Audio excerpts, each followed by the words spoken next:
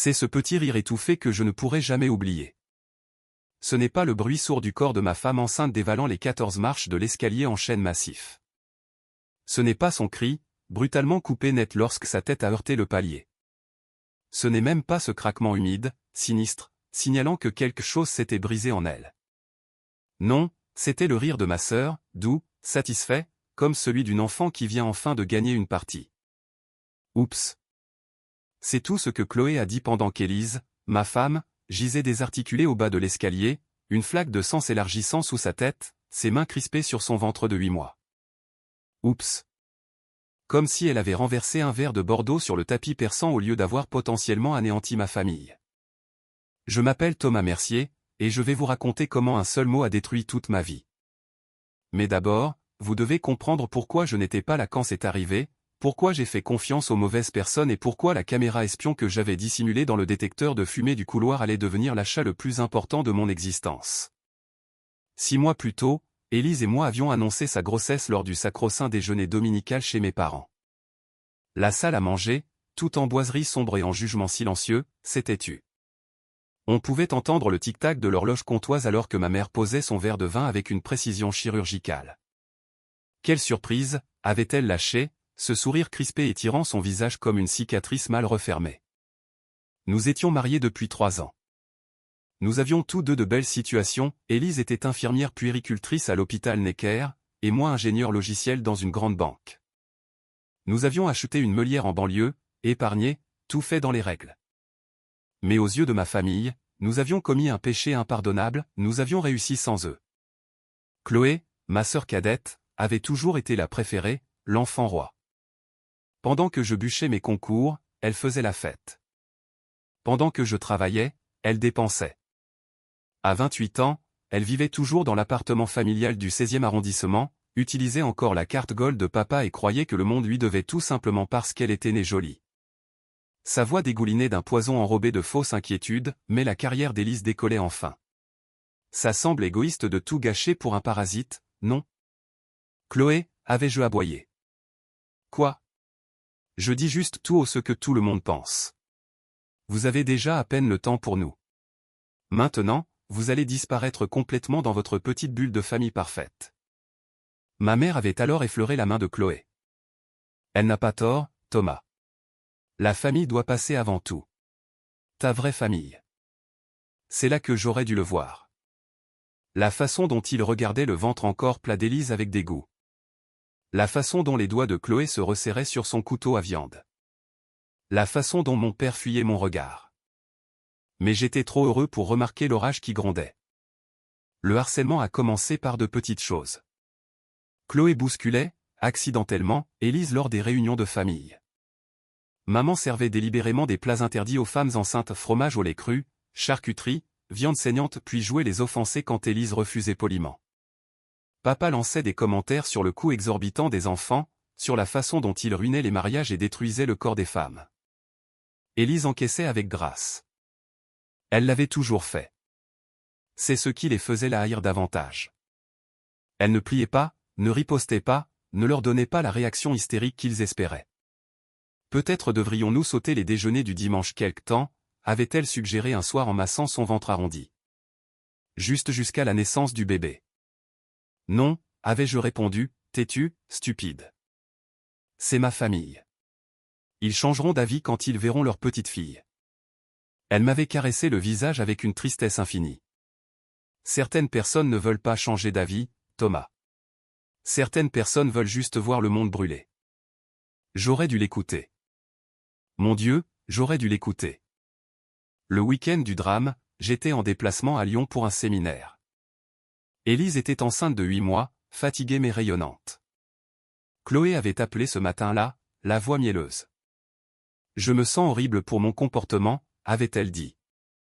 Laisse-moi venir aider Élise pendant ton absence. Un moment entre filles. Je ferai le ménage, la cuisine, tout ce qu'elle veut.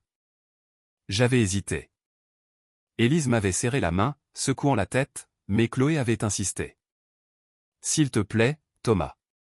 Je veux être une bonne tante. J'ai acheté des cadeaux pour le bébé. Maman vient aussi. On veut faire une petite fête prénatale, juste la famille.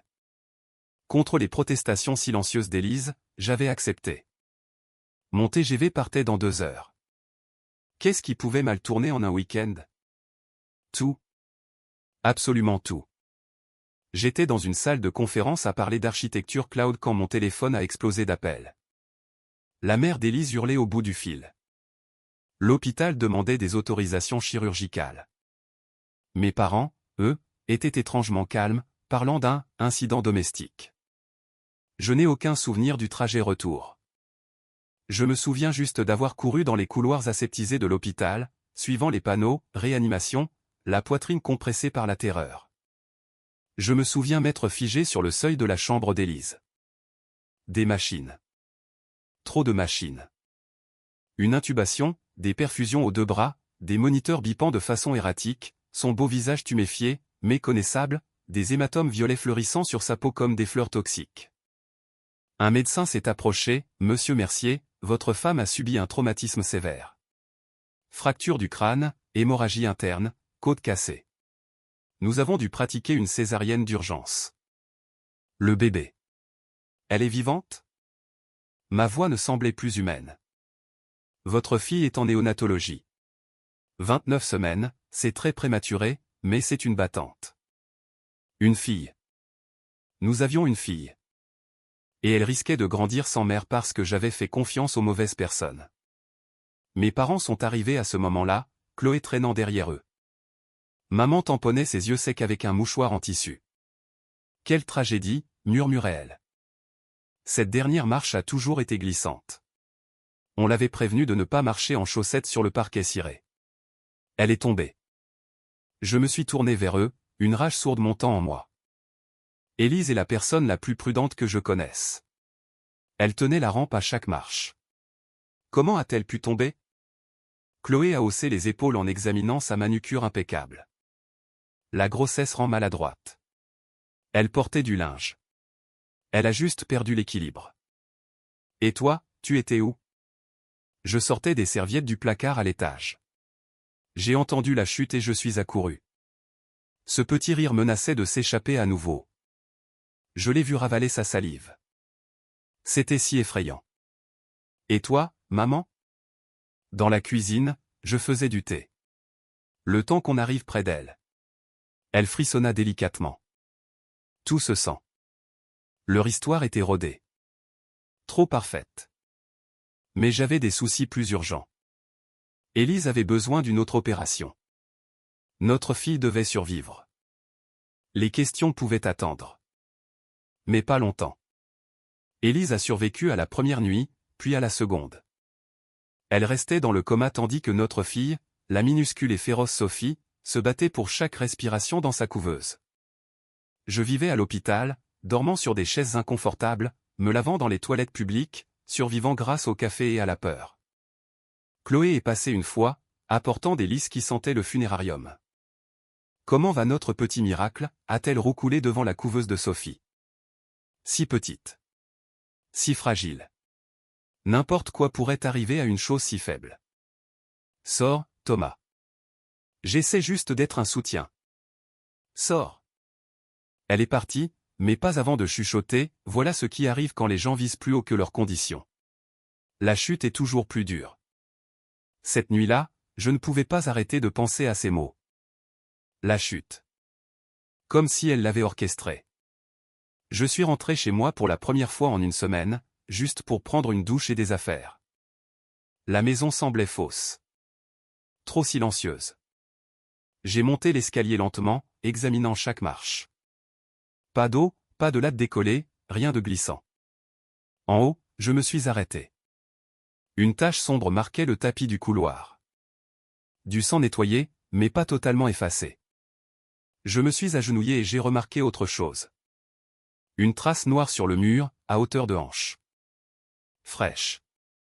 Comme si quelqu'un avait donné un coup de pied, ou y avait été poussé violemment. Mes mains tremblaient en sortant mon téléphone pour accéder à l'application de sécurité que j'avais installée des mois plus tôt. Élise ignorait l'existence de toutes les caméras. J'étais devenu paranoïaque après un cambriolage dans le quartier voisin.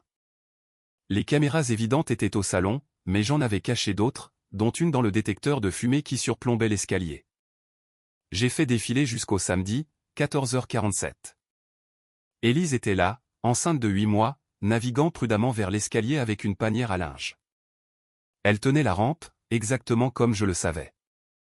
Derrière elle, Chloé a surgi de la chambre d'amis. Élise a atteint la première marche. Chloé a dit quelque chose. Élise s'est retournée, confuse. C'est alors que les mains de Chloé ont jailli. Un geste violent, délibéré, en plein thorax. Les yeux d'Élise se sont écarquillés alors qu'elle basculait en arrière. La panière a volé. Ses mains ont cherché une prise dans le vide, ne trouvant rien. Elle a dévalé, encore et encore, son corps heurtant chaque marche avec des bruits écœurants. Et Chloé? Elle est restée en haut, à regarder, à attendre. Ce n'est que lorsqu'Élise a cessé de bouger qu'elle est descendue tranquillement, faisant attention à ne pas glisser dans le sang. Elle a poussé le corps d'Élise du bout du pied, et a ri. Oups. Puis, calme comme un dimanche matin, elle est allée au placard, a sorti des serviettes et les a disposées autour de la tête d'Élise pour faire croire à une intervention. Elle est ensuite allée chercher ma mère. La performance qui a suivi était digne d'un César. Chloé hurlant à l'aide, maman appelant le SAMU. Toutes deux pleurant, jouant les témoins traumatisés. J'ai vomi dans l'évier de la cuisine. Puis j'ai appelé la police. L'arrestation a eu lieu lors d'un autre déjeuner dominical. J'avais insisté pour être là. J'avais dit à mes parents que j'avais besoin du soutien familial. Ils m'ont cru, car ils ont toujours cru à leurs propres mensonges. Nous étions à la moitié du rôti de bœuf quand la sonnette a retenti. J'y vais, ai-je dit. 2 officiers de police judiciaire et 4 gendarmes attendaient sous le porche. Chloé Mercier? La capitaine a montré son badge. Vous êtes en état d'arrestation pour tentative d'homicide volontaire et violence aggravée sur personne vulnérable. La salle à manger a explosé. Chloé hurlait des dénégations. Maman sanglotait en parlant d'erreur judiciaire. Papa menaçait d'appeler ses avocats d'affaires. Il y a une vidéo, ai-je dit calmement. Le silence est retombé. Elle a poussé ma femme enceinte dans les escaliers. Tout est filmé. Le visage de Chloé est devenu livide. Tu m'as enregistré? Dans ma propre maison. Ma maison. Mes caméras. Ma famille que tu as essayé d'assassiner. Alors qu'il lui passait les menottes, elle a commencé à rire, un rire hystérique, dément. Tu étais censé nous choisir. Les liens du sang sont sacrés, a-t-elle crié. Tu as raison, ai-je répondu en la regardant être traînée vers la voiture de police. Et tu as versé le sang de ma femme. Le sang de ma fille. Ce sang-là est plus sacré que le poison qui coule dans tes veines. Le procès fut rapide. La vidéo était accablante. Chloé a pris 15 ans de réclusion criminelle, avec une peine de sûreté de 7 ans. Mes parents ont engagé les meilleurs ténors du barreau, hypothéquant leur appartement parisien, vidant leur retraite. Ça n'a rien changé. On ne peut pas contester une vidéo haute définition. Ils m'ont déshérité, bien sûr. Ils m'ont traité de traître pour avoir choisi, cette étrangère, plutôt que ma propre chair. J'ai changé les serrures et je ne me suis jamais retourné. Élise s'est réveillée 3 semaines après l'attaque. Le premier mot qu'elle a chuchoté a été « Sophie ». Elle est parfaite, lui ai-je dit en lui montrant des photos de notre fille. Minuscule, mais parfaite, comme sa maman. Elle se souvenait de tout. La poussée, la chute, la peur que notre bébé meure à cause de la jalousie maladive de Chloé. Je le savais, a-t-elle murmuré. En haut des escaliers, j'ai vu ses yeux. Il n'y avait plus rien d'humain en elle. La convalescence a été longue. Kinésithérapie, psychologue, réapprendre à faire confiance. Mais Élise est la personne la plus forte que je connaisse. Elle a survécu. Nous avons survécu. Sophie est rentrée à la maison après 2 mois en néonatologie. Elle a 3 ans maintenant, elle est en pleine santé, sauvage et magnifique. Elle a les yeux d'Élise, mon entêtement, et absolument aucune relation avec ma famille biologique. Parfois, je reçois des lettres de la prison de Rennes. Chloé jure que c'était un accident, que la vidéo a été mal interprétée, que je détruis la famille. Je les jette sans les ouvrir. Aujourd'hui, ma mère envoie des cartes d'anniversaire à Sophie avec des messages passifs-agressifs, j'espère que tu es heureuse avec la famille que ton père a choisie contre la volonté de Dieu. Celles-là finissent aussi à la poubelle. Mais tard le soir, quand Sophie dort et qu'Élise respire doucement à mes côtés, je repense parfois à ce petit rire. Se sont satisfaits de quelqu'un qui croyait avoir gagné. Chloé avait raison sur une chose, j'ai fait un choix. J'ai choisi ma femme, ma fille et mon avenir plutôt que ce passé toxique qui nous aurait tous détruits. Et quand Sophie me posera des questions sur la famille de papa un jour, je lui dirai la vérité. Parfois, les gens les plus dangereux sont ceux qui partagent votre ADN. Parfois, la famille, ce n'est pas le sang. C'est ceux qui sont là, ceux qui restent, ceux qui vous aiment sans condition, sans jalousie et sans rage. Parfois, il faut couper la gangrène pour sauver le patient.